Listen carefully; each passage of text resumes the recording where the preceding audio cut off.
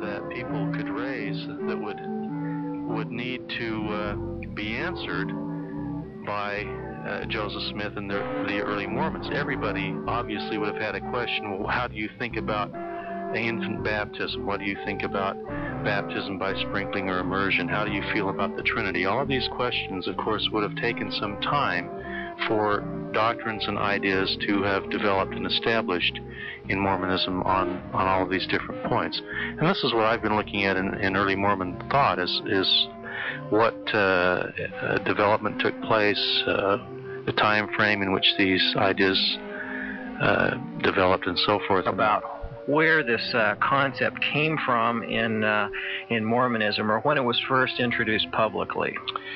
Well, I see the very first reference that I have found to the idea of men becoming gods in LDS thought goes back to section 76 of the Doctrine and Covenants, which was a very important revelation to Joseph Smith, and one that was, of the early revelations, was the most widely published of early revelations, and it's commonly referred to as the vision. And in this vision, he sees a vision of who will inherit different glories in the resurrection.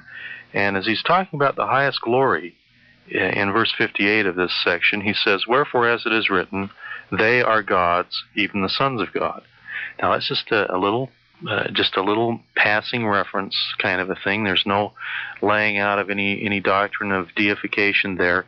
But to me, as I've looked at the doctrinal development of doctrinal themes in early Mormonism, I believe this is the earliest reference that could be tied specifically to this idea.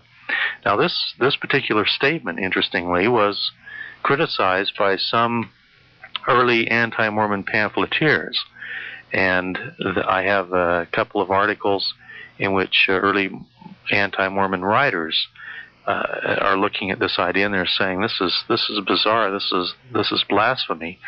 And Parley P. Pratt, who was one of the first apostles of the church, I have a pamphlet in which he responds to one of these individuals, and in fact they had very very colorful pamphlets back then. The title of Parley Pratt's pamphlet, in which he responds to a Mr. Sunderland on this, the title of his pamphlet is "Mormonism Unveiled, Zion's Watchman Unmasked, and its editor, Mr. L.R. Sunderland, Exposed, Truth Vindicated, the Devil Mad, and Priestcraft in Danger." So pretty colorful. So anyway, that was that's where I first see this idea coming out. There are references to this idea here and there in Mormon history up to about, but nothing of any great significance, no treatise on it, no great presentation of the idea, until we get to the year of Joseph Smith's death, 1844. And in that year, Joseph Smith gave two very important discourses on the topic, one being the most famous discourse of his life, the discourse referred to as the King Follett Discourse, which he gave at April Conference in 1844, just a couple of months before his death. And in fact, as I've looked at this conference address, it played a significant role in the events that led up to Joseph Smith's death. And in this King Follett discourse, he presented in a very dynamic way the idea that of this idea of deification, that men must that men have the opportunity, have the way open to them to become gods in the resurrection. As a result of this, at least in part, certainly not in total, but his second counselor in the first presidency, William Law, left the church at that time and started what was called the Reformation Church in Nauvoo. And he was able to bring together a number of dissidents, people who had some problem with Joseph Smith and the church on political grounds and also doctrinal grounds. One of the primary doctrinal points that they were upset with Joseph Smith on was this idea of deification, and so they opposed Joseph Smith, and their opposition and the events tied in with that were really the events that directly led to the death of Joseph Smith in June of 1844.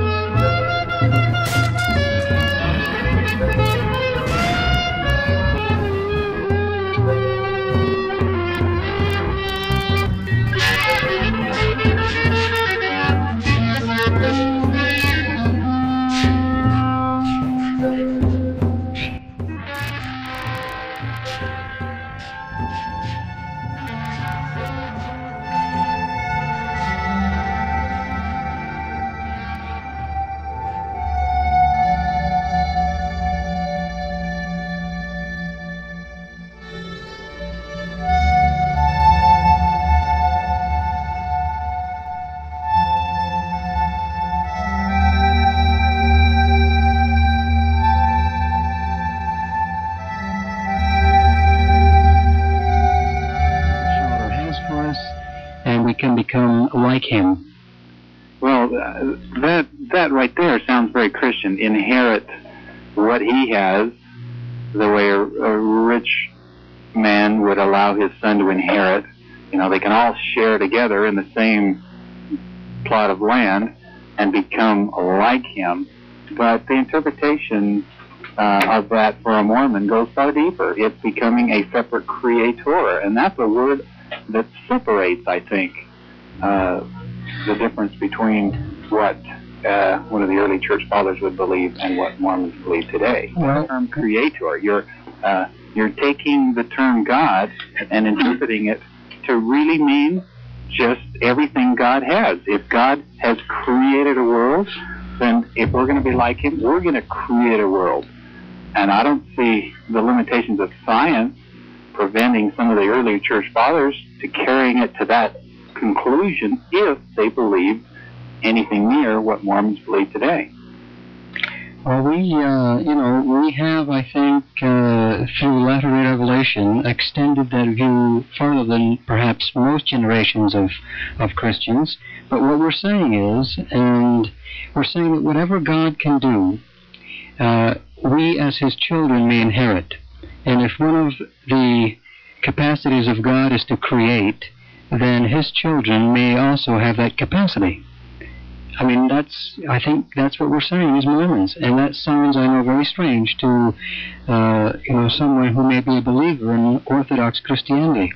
Let me suggest just maybe something along this line. In the Old Testament and among the Jews and the Israelites, their belief was that God and only God can judge. That's the prerogative of God, and he's the one that does the judging. And then we come to the New Testament, and we find Jesus indicating that the Father judgeth no man, but hath committed all judgment unto the Son. So here's a development upon the Old Testament theme. Here is God's Son, his agent, whatever, and God has placed upon him this prerogative of passing judgment. Then Jesus goes on and passes us on to the apostles in Matthew chapter 19, and here's a further expansion of that concept. I think that there's a parallel in this to what